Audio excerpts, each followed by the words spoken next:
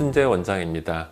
이번 시간에는 대구치 부위에 골폭이 좀 좁고 또 하방으로도 좀 흡수가 많이 된 경우를 어떻게 치료했는지 살펴보도록 하겠습니다. 자, 환자분 처음 오셨을 때 OPG 모습입니다.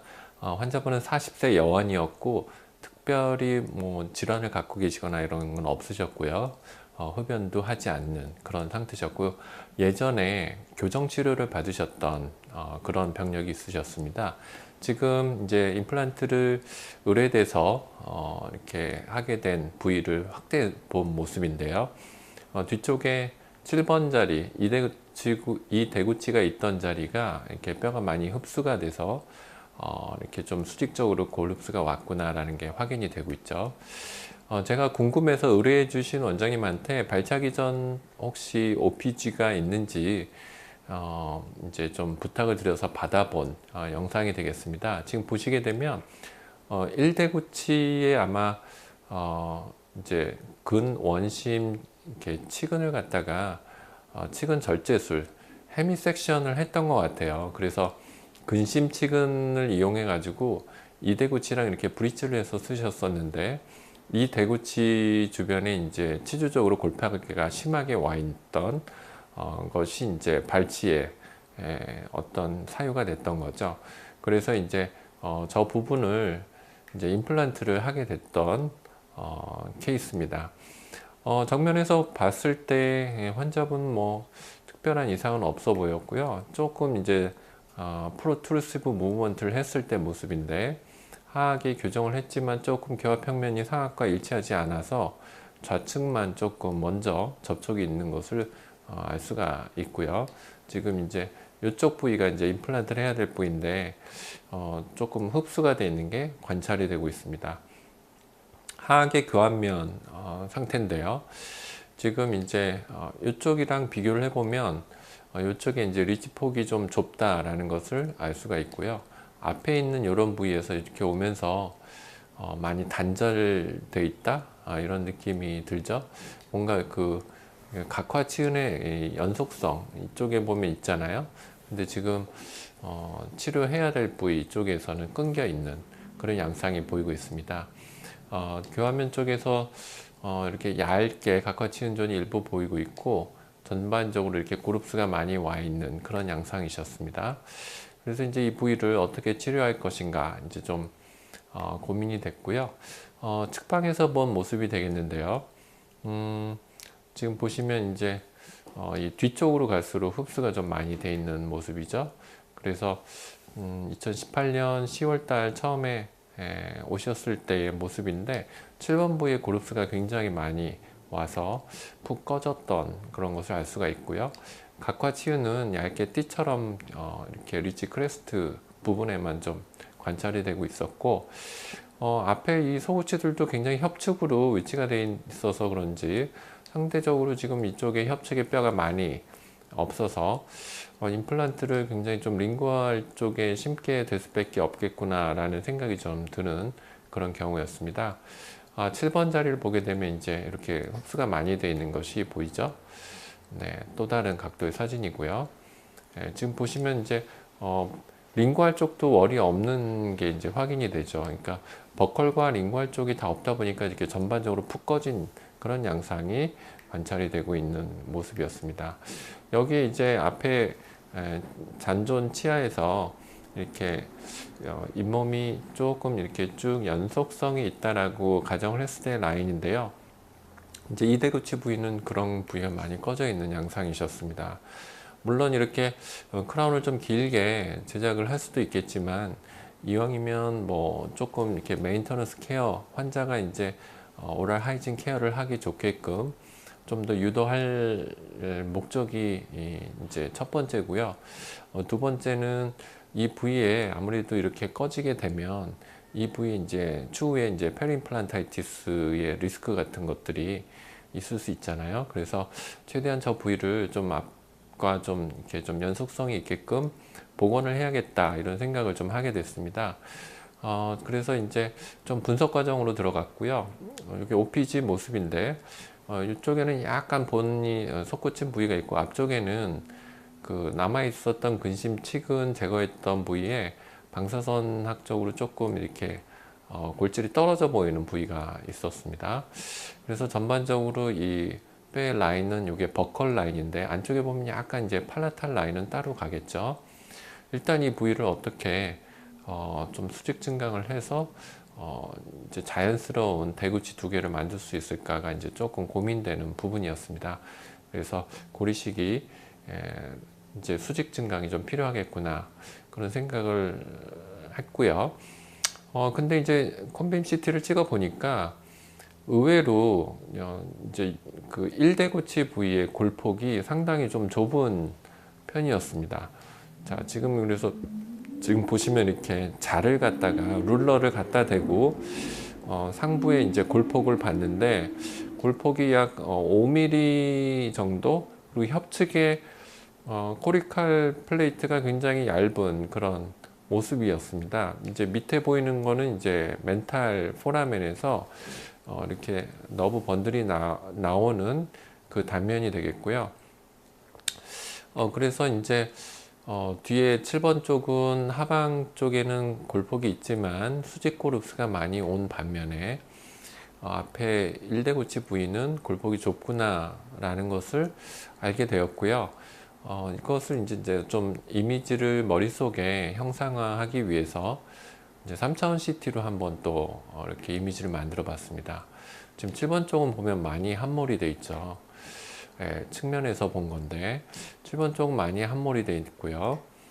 링구알 쪽까지도 뼈가 많이 없어서 협설측으로 많이 뼈가 없구나. 근데 이제 6번 자리를 보게 되면 이제 근심치근이 있던 자리가 보이는데 이 부위가 이제 골폭이 또 좁다라는 생각을 이 이미지를 보면서 하게 됐습니다. 그래서 이 협측의 뼈이식을 좀 해야겠구나. 즉 6번 1대구치 부위는 lateral augmentation, ridge augmentation, 7번 쪽은 vertical ridge augmentation이 필요하겠구나 라는 생각이 좀 들게 되었고요. 자, 2대구치의 링구알 쪽에 이제 코리칼 본이 이렇게 흡수된 양상이고요. 반면에 이 레트로몰라 패드 쪽에 뼈는 인텍트하게 있는 모습이 되겠습니다. 그래서 이제 이 부위의 뼈를 수직 증강을 하려면 이 링구알 쪽을 잘 플랩 엘리베이션을 해야겠구나 라는 생각을 좀 하게 됐습니다.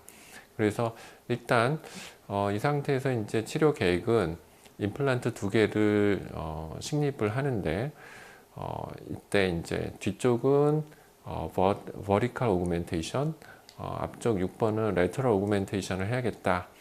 이런 계획을 잡았고요. 이제 2차 수술을 나중에 하게 되면 그때 좀 각화치윤을 확보하기 위한 프리진지발 그래프트가 같이 필요하지 않을까 이렇게 계획을 일단은 잡게 되었습니다. 그래서 이러한 치료 계획을 바탕으로 해서 환자분과 이제 대화를 나누게 되었고요. 환자가 이제 40세밖에 안 됐기 때문에 아무래도 조금 비교적 이렇게 젊은 나이에 임플란트를 하는 거에 대해서 좀 걱정이 있으셨습니다. 그래서 뭔가 좀 확실한 그런 치료를 원하신 측면이 이제 제가 제시한 그런 부분에 대해서 다 동의를 하게 되셨고요. 하치조 신경관이 이제 물론 밑에 조금 지나가기는 하는데 임플란트를 짧은 걸 심는다면 사실 깊게 심어도 너브 데미지를 염려할 정도는 아니었습니다. 하지만 깊게 심으면 앞이랑 너무 차이가 많이 날 거기 때문에 그거를 조금 밸런스를 좀 맞춰야겠다. 이제 임플란트 탑 플랫폼의 수직적 위치가 가능하면 유사한 게 좋기 때문에 그래서 이제 수술로 이제 그런 계획을 잡고 들어가게 됐습니다. 이제 2018년 10월이니까 지금으로부터 이제 딱 2년 전이고요. 지금 보면 이제 플랩을 미드크레스탈 인시전을 주고 이렇게 엘리베이션을 플랩 엘리베이션을 하는 모습이 되겠고요. 이때 지금 버컬 쪽 플랩을 제낀 모습인데 6번 부위는 리치폭이 좁은 부위라고 앞서 말씀드렸고 7번 뒤쪽은 수직적으로 고룹스가 많이 버컬 링구알 쪽으로 다 와 있는 그런 상태였고요. 자, 이럴 경우에 링구알 플랩을 충분히 박리를 하고 링구알 플랩을 코로날로 많이 어드밴스 시키는 과정이 이런 수직 증강에서 되게 중요하죠. 그래서 지금 보고 계신 이제 화면은 링구얼 플랩을 갖다 코로날로 늘리기 위해서 마일로 하이오드 머슬의 슈퍼피셜 파이버들을 이렇게 스트레칭을 시켜가지고 늘린 모습이 되겠습니다. 지금 앞에 여기 골폭이 좁았던 데는 약간 트리밍을 해줘서 골폭을 조금이라도 조금 확보해서 이렇게 좀 이분하게 프로파일을 잡은 거고요. 지금 이 화살표에서 가리키는 이 부위가 바로 마일로 하이드 머슬의 슈퍼피셜 파이버들이 이제 스트레칭 된 것을 볼 수 있습니다. 이렇게 되면 지금 보면 이 상방에 보면 플랫 마진이 거의 한 1cm 정도로 코로날로 위치한 것을 볼 수 있죠. 그래서 이렇게 하악 대구치 부위에서 수직 증강이 필요할 경우는 특히 이런 식으로 링걸 플랩을 미리 코로날로 많이 패시브하게 어드밴스를 시켜 놓는 것이 중요한데, 그 계면이 그렇게 하기 위해서는 바로 이 마일로 하이드 머슬의 슈퍼피셜 레이어를 저렇게 디태치 시키면 코로날로 많이 늘어나는 것을 확보할 수가 있다라는 거죠. 자, 그렇게 한 후에 이제 드릴링을 조심스럽게 하고 임플란트를 2개를 심었습니다. 앞에는 지금 보면 협측이 많이 골폭이 얇았기 때문에 임플란트가 거의 다 비쳐 보이죠. 자, 뒤쪽에는 디센스 디펙트, 임플란트 스레드가 좀 노출이 된 게 보이죠. 자, 그래서 좀 확대해 본 모습이 되겠는데요. 뒤쪽에는 지금 수직골 증강을 해야 되는 상황입니다. 지금 임플란트 스레드가 버클 쪽에는 거의 한 1mm에서 1.5mm 정도, 그리고 디스탈 쪽에는 2에서 2.5mm 정도가 노출이 돼 있었고요. 지금 선택한 임플란트는 근심 쪽이랑 그 원심 쪽이 본 레벨이 이렇게 차이가 많이 나기 때문에 조금 베벨 구간이 1.5 정도 충분한 베벨 구간을 갖고 있는 탑을 갖고 있는 임플란트를 선택을 했습니다. 그래서 이제 근심 쪽에는 조금 깊게 들어가더라도 문제가 되지 않게끔 그렇게 하고, 원심 쪽에는 노출된 임플란트 표면에 수직골 증강을 계획을 한 거죠. 그래서 이제 직경은 5mm에 길이는 7mm, 7mm지만 임플란트 그 표면 처리된 SLA 서피스는 5.5mm 되는 비교적 숏 임플란트에 속하는 임플란트입니다. 그래서 이제 그런 거를 선택을 해서 이 주변에 이제 수직골 증강에 대한 부담을 조금 최소화하는 그런 개념의 임플란트 선택이 되었고요. 앞에 쪽은 이제 일반적인 인터널 이제 코니컬 실 서머지 타입의 본 레벨 임플란트를 선택을 했습니다. 직경은 4.5에 이제 길이는 8mm였고요. 지금 골폭이 좁았기 때문에 지금 임플란트가 이렇게 거의 비쳐 보일 정도로 협측의 뼈가 굉장히 얇은 것을 알 수 있습니다. 그리고 앞쪽에 보면 이제 좀 콘케이브한 이제 소우치부에 이 치아가 있기 때문에 이런 마지널 본은 좀 있지만 하방은 되게 콘케이브한 상황이죠. 자, 이렇게 해서 이제 코리카 퍼포레이션을 주고 고리식재를 위치시킨 모습이 되겠습니다. 이제 리치 오그멘테이션을 한 거죠. 이때 사용한 고리식재는 폴사인 오리진의 지노그라프트 머터리얼, 더 그래프트를 선택을 했고요. 지금 보시면 앞에 좁았던 비쳐 보이는 부위에 이제 레터럴 쪽으로 본 서브스티튜트를 저렇게 그래뉴얼들을 충분히 쌓아 올렸고요. 디스탈 쪽은 이제 수직 증강을 하는 거기 때문에 또 마찬가지로 쌓아 올렸습니다. 특히 지금 이제 임플란트가 이제 요 1대구치 협측이 얇았기 때문에 이쪽을 좀 중점적으로 많이 쌓아 올렸고, 뒤쪽에는 이제 수직 증강을 현실적으로 가능한 범주라고 생각되는 정도로 쌓아 올렸습니다. 그래서 이제 이 상태에서 고리식재가 잘 위치된 게 보이죠? 이제 멤브레인을 위치시키고 고정을 했는데, 이때 사용했던 베리어 멤브레인은 이제 알로돔과 같은 일종의 그 휴먼 스킨 오리진의 내추럴 콜라겐 멤브레인을 사용을 했습니다. 연조직도 좀 얇고 나중에 프리진지발 그래프트를 계획을 했기 때문에 내추럴한 형태의 이런 연조직 스캐폴드가 좀 좋지 않을까 싶어서 그런 멤브레인을 선택을 했고요. 지금 앞쪽에 보면 이쪽으로 고리식재가 이제 밀려서 빠지지 않게끔 근심 쪽에 저렇게 보도 쪽으로 실링이 되고 저쪽을 안정화시키게끔 본 택을 하나 고정을 했습니다. 하악의 코리칼 플레이트가 비교적 그 덴스하고 두꺼운 경우는 본택이 이렇게 좀 고정시키기 쉽지가 않은데, 이 경우는 지금 헤드가 완전히 본핀이 완전히 다 바뀐 건 아니고요. 코리칼 플레이트의 일부 약간 고정을 얻었던 그런 경우입니다. 그리고 이제 요거 하나만으로는 조금 부족하죠. 그래서 뒤쪽에는 일종의 호라이즌탈 매트리스 슈처인데, 링구알 쪽에서 이제 들어가서 버컬 쪽은 이제 페리오스탈 릴리징을 인시전을 줬는데, 그 하방에 머슬 있는 쪽에서 이렇게 잡고 다시 링구알 쪽으로 가서 링구알 플랩 바깥쪽에서 매트리스 수치를 잡게 되면 이 두 실이 지나가면서 전체적으로 이렇게 말 안장 형태의 그런 스테빌리제이션 역할을 해주게 되죠. 그래서 이 고리식한 부위에 멤브레인이 봉합할 때 움직이지 않고 고리식재가 그대로 형태 유지가 좀 되게끔 어느 정도 컨트롤을 해 놓은 상태가 되겠습니다. 다른 각도에서 본 모습인데, 이제 레터럴 오그멘테이션을 하고 이쪽에는 버티컬 오그멘테이션을 한 부위죠. 그래서 이렇게 멤브레인을 일단은 스테빌리제이션을 한 후에 이제 플랩을 클로저 했습니다. 지금 보시면 이제 앞쪽으로 오게 되면 두 개 치아를 연장해서 캐나인의 근심 라인 앵글에서 하캐스팅 인시전을 내려 그었었는데, 이렇게 두 부위에 봉합을 하고 뒤에 부위도 이제 연달아서 쭉 봉합을 했습니다. 교환면에서 보게 되면 지금 보시면 이제 호라이즌탈 매트리스 슈처를 주로 이용을 해서 봉합을 했고, 그 사이사이로는 인터럽티드가 들어가 있는 게 보이죠. 좀 더 링구알 쪽의 모습인데, 지금 앞에 치아 소고치 쪽으로는 약 1cm 정도 그냥 파필라 밑으로 그냥 수평으로 연장시킨 플랩 디자인을 저는 선호합니다. 그래서 이 부위에서부터 쭉 박리를 해서 링구알 쪽을 다 이제 코로날로 어드밴스 시킨 거죠. 그렇게 한 후에 지금 봉합을 한 건데, 이 봉합한 거를 조금 렌더링으로 한번 제가 이해하기 쉽게끔 한번 그려봤습니다. 그래서 사진을 제거를 하고 렌더링으로 보게 되면 지금 보시면 이제 플랩 디자인이 링구알 쪽에서 미드 크레스탈 되고 디스탈 쪽으로 오블리크하게 이렇게 레이모스가 이렇게 다이버지 되죠. 한 45도 정도 벌어지는 걸 따라서 뒤쪽에는 버리칼 인시전을 오블리크하게 줬던 거고요.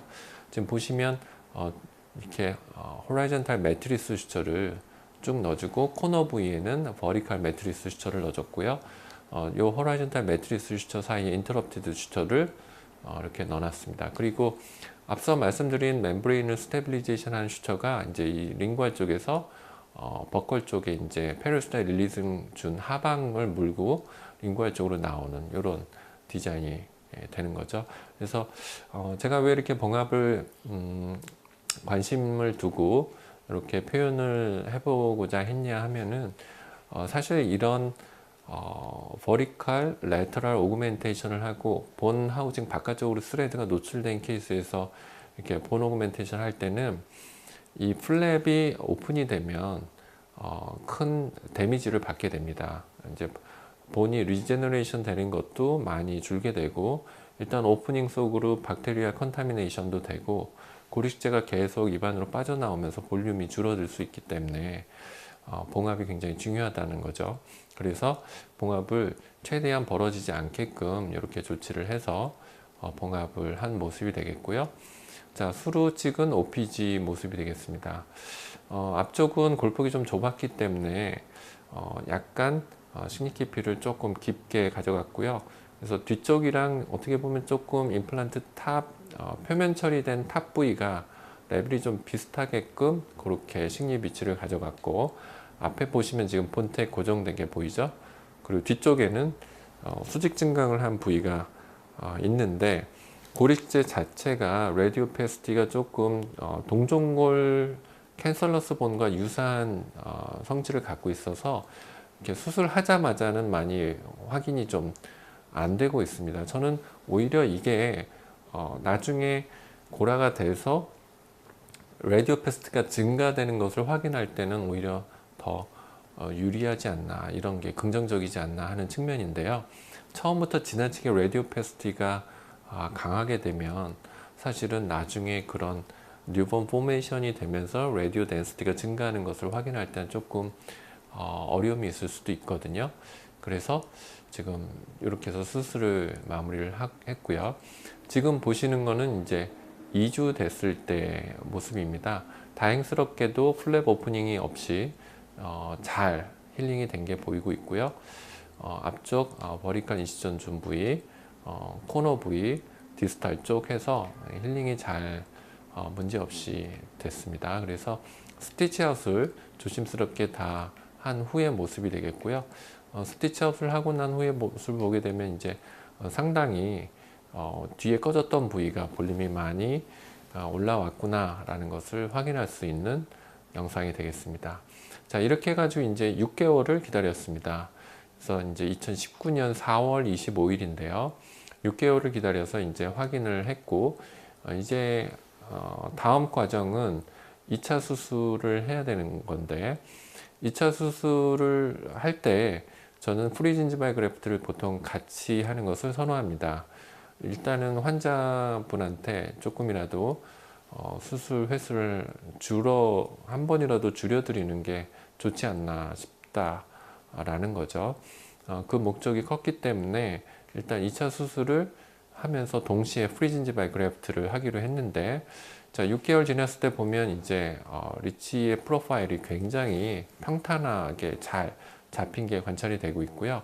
앞쪽에는 이제 잇몸 얇은 부위에 본택이 비쳐 보이는 게 보이죠. 그래서 저거를 좀 제거를 2차 수술 때 해줘야겠구나 생각을 좀 하게 됐습니다. 자, 그래서 이제 2차 수술을 하기 직전의 모습이 되겠고요. 보게 되면 이때도 이제 콤빔 시트로 확인을 해보면 골폭이 많이 증가된 게 이렇게 확인이 되고 있습니다. 술전에 비해서. 자, 그래서 수직적으로 증강이 잘 이루어진 것도 확인이 되고 있고요. 많이 꺼졌던 부위가 이렇게 평탄하게 바뀌었죠. 그래서 이제 2차 수술을 이제 진행을 하는데, 2차 수술을 하면서 이제 프리진지발 그래프트 한 영상은 또 시간도 좀 길기 때문에 요거는 다음에 기회 있을 때 한번 보여드리는 걸로 하고 오늘은 생략을 하겠습니다. 자, 2차 수술을 하고 프리진지발 그래프트를 한 직후에 인트라오랄 포토가 되겠고요. 교환면 쪽 포토가 되겠습니다. 협측에 이제 각화치원을 확보하기 위해서 프리진지발 그래프트를 하고, 근육이 있는 거는 이제 에이피칼 쪽에 봉합을 해서 이렇게 하고선 2차 수술을 했을 때의 수술 직후에 촬영한 OPG가 되겠고요. 수술 다음날 이제 드레싱 하러 왔을 때 모습인데, 입천정 잇몸 뗀 자리 모습이 되겠고요.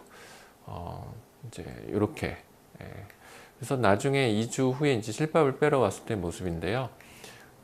일부는 약간 슬러핑 되는 부위가 관찰이 됐고요. 자, 실밥을 제거를 하고 이제 깨끗하게 해드리고 2차 수술하고 프리진지발 그래프트 같이 한 지 5주 후의 모습입니다. 이제 많이 안정이 되고 협측의 각화지은도 많이 확보가 돼서 주변에 각화진이 잘 생긴 게 관찰이 되고 있죠. 그래서 이제 보철 과정으로 들어가야 되는데, 보철은 의뢰해 주셨던 치과 원장님께서 진행을 하기로 해서 이제 저는 여기까지만 치료를 마무리를 하고 다시 그쪽 병원으로 이제 보내드렸습니다.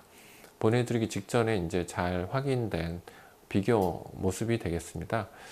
환자분이 다시 안 오실 수도 있기 때문에 일단 여기까지 이제 저는 치료를 마무리하고 평가를 했습니다. 그래서 하기 전후를 비교를 해 보자면 임플란트 2개를 식립하고 리치의 폭 잘 확보가 됐고 각화지운이 잘 완성이 돼서 훨씬 하기 전 상태보다는 좀 여기에 대구치가 상방에 들어갔을 때 하방이 이렇게 폭이 좁지 않고 충분한 넓이를 확보한 모습이 되겠죠. 협측에서 본 모습이 되겠는데요. 이쪽에 이제 많이 꺼졌던 부위가 볼륨이 많이 증가한 모습이 되겠습니다. 자, 이렇게 해서 이제 보내드렸는데 환자분께서 이제 2년 만에 다시 다른 이유로 의뢰가 돼서 저희 치과에 오시게 됐습니다. 그래서 의뢰해 주셨던 원장님께서 보철을 잘 마무리를 해 주셔서 입안에 2년 만에 이런 상태를 확인할 수 있었습니다. 지금 보면 훅을 약간 남겨둔 이유는 지금 반대편도 이제 좀 치료를 해야 되기 때문에 양쪽이 교합이 좀 안정될 때까지 조금 관찰하기 위해서 남겨두셨다고 이렇게 말씀을 들었고요.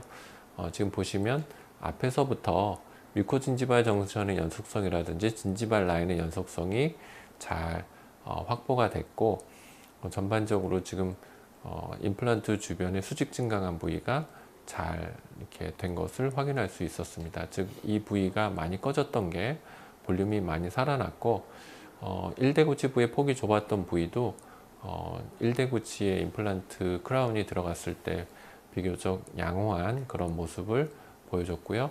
이 뒤에 푹 꺼졌던 부위 잘 이렇게 수직 증강이 되고, 협측에 부족했던 볼륨도 각화진이 잘 확보된 모습이 확인이 되고 있습니다. 자, 그래서 비교한 모습이 되겠고요. 하기 전 상태가 이제 요랬다면 2년 후에 임플란트 크라운까지 다 완성을 해서 저희 치과에 오게 되셨을 때 보게 되면 이제 진지발 라인의 연속성이 굉장히 자연스럽게 이렇게 확보가 됐고, 각화치은도 잘 확인이 된 모습이죠.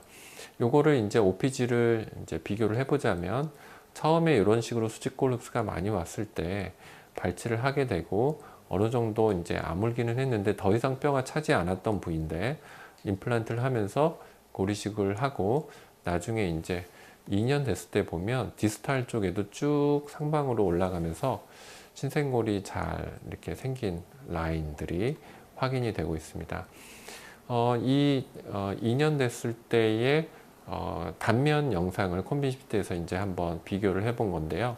맨 좌측이 이제 2년 전에 시술하기 직전 모습이고, 중간이 수술 직후의 모습입니다. 협측의 그 리치가 얇았기 때문에 비쳐 보였던 임플란트 협측에 이렇게 고리식을 쌓아 올린 부분이 되겠고요. 이제 그 부분을 수술 시 사진을 보게 되면 이제 이런 상태였다라는 거죠. 이게 임플란트가 비쳐 보일 정도로 얇았던 부위에 이렇게 고리식을 했는데, 나중에 2년 후에 보면 밑에서부터 위에까지 이렇게 새로운 코리칼 플레이트가 잘 생성이 돼서 신생골이 비교적 잘 됐구나 라는 것을 확인할 수 있었고요. 특히 이 더 그라프트라는 지노그라프트 머터리얼은 마치 동전골처럼 리모델링이 자연스럽게 되는 것을 또 한 번 확인할 수 있는 영상이었습니다. 그래서 굉장히 조금 예쁘게 이렇게 리치 탑 부위의 어떤 프로파일이 잘 잡혀 있구나 라는 것을 확인할 수 있었고요. 뒤에 수직 증강을 했던 이제 7번 부위를 한번 보겠습니다. 이대구치 부위에 수직 흡수가 많이 왔던 부위인데, 임플란트를 이렇게 심고 스레드가 노출된 부위에 고리식한 흔적들이 링구알 쪽이랑 디스탈 쪽은 가리니까 안 보이겠고 협측에는 이렇게 보이는데, 나중에 2년 지났을 때 보면 역시 임플란트 탑 부위부터 링구알과 버컬 쪽에 이렇게 신생골이 잘 형성이 된 것이 확인이 되고 있습니다. 자, 그래서 이 부위가 이제 수술 당시에 버컬 쪽에 스레드가 노출됐던 부위인데, 그 부위 이제 여기 머신드 서피스 탑까지도 이렇게 새롭게 본 형성이 됐구나, 뉴본 포메이션이 잘 됐구나라는 것을 확인할 수 있었던 영상이 되겠습니다. 자, 이제 XER 뷰에서 골폭이 넓어진 것을 좀, 이게 위에는 술 전이 되겠고요.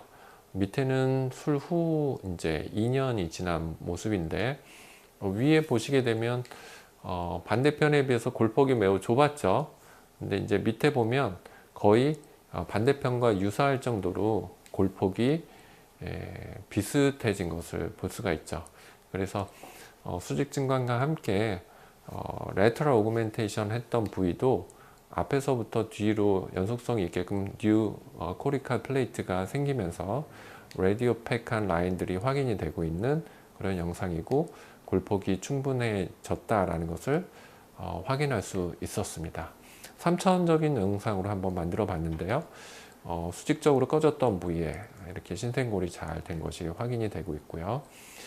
술전에 보면 이렇게 많이 꺼져 있던 부위에 이렇게 수직 증강이 잘 됐던 가장 큰 이유 중에 하나는 이 링괄 쪽 플랩을 코로날로 저렇게 패시브하게 많이 늘어나게끔 해줬던 거고요.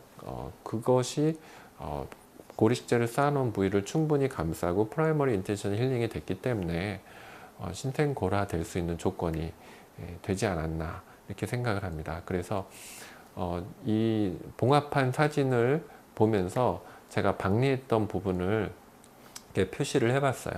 그러니까 보통 버클 쪽은 페루스타일 릴리징을 주고 많이 시야 확보를 하는 반면에 링괄 쪽은 플랩을 소극적으로 이렇게 엘리베이션 하는 경우가 많은데 코로날로 많이 늘어나게 하려면 이런 넓은 부위의 박리가 이제 굉장히 중요했다 이렇게 말씀을 드리고 싶고요.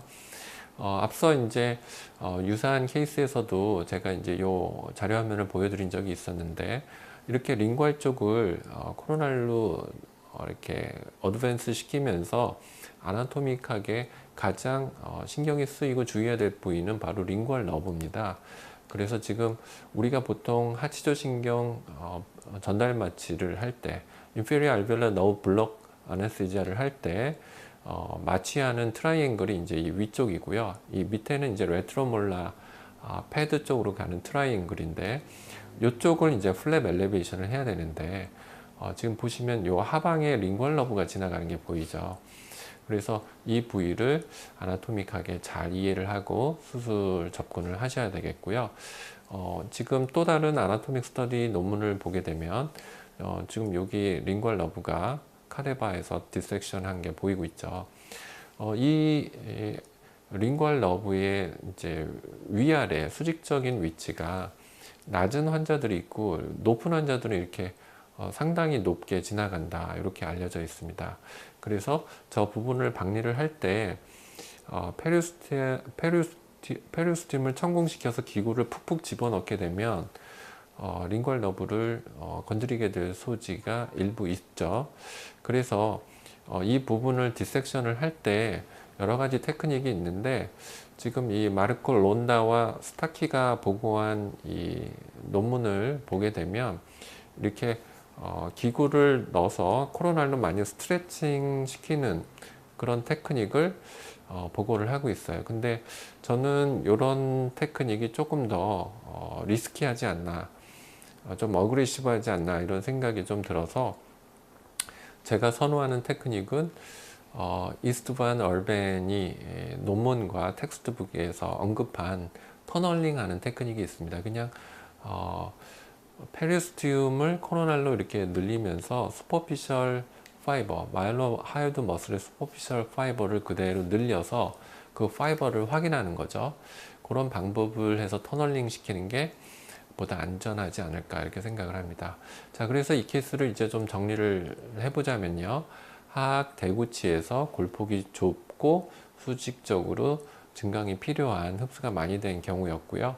이런 경우에 수술 외과적인 고려사항에서 일단 중요한 것은 제가 또 한 번 강조드리는데 버컬 쪽은 페리스타일 릴리징을 줘서 코로날로 쉽게 어드밴스를 시키겠지만 링괄 플랩은 수프라 마일로이드 머슬 디섹션을 통해서 코로날로 많이 패시브하게 만들어줘야 그래야 고리식을 한 수직 증강 부위를 누르지 않고 패시브하게 플랩이 프라이머리 인텐션 힐링이 될 수 있다. 그렇게 강조를 드리고요. 그때 중요한 아나토믹한 고려사항으로는 링괄 너브가 되겠고요. 고리식재는 당연히 잘 위치가 되고 그 공간 유지가 잘 되어야 됩니다. 그래서 이번 케이스에서 비교적 콜라겐 멤브레인으로 이렇게 부담이 크게 되지 않으면서 멤브레인을 잘 스테빌리제이션 하는 슈처와 본텍을 이용을 해서 이렇게 치료를 했고요. 치료 후에 이제 우리가 힐링 타임에 대한 생각도 하게 됐는데 지금 이 경우에는 6개월을 기다리고 2차 수술과 프리진지발 그래프트를 7개월 반 됐을 때 했다라는 거죠. 그래서 충분히 하드 티슈와 소프트 티슈가 머추레이션 될 때까지 힐링 타임을 갖는 것 또한 매우 중요하지 않았나 이렇게 생각이 듭니다. 자, 하악 대구치에서 lateral vertical augmentation 했던 케이스 이렇게 해서 정리를 해봤습니다. 도움이 되셨기를 바라고요. 시청해주신 원장님께 감사드립니다. Be insightful. Pergo Biologics.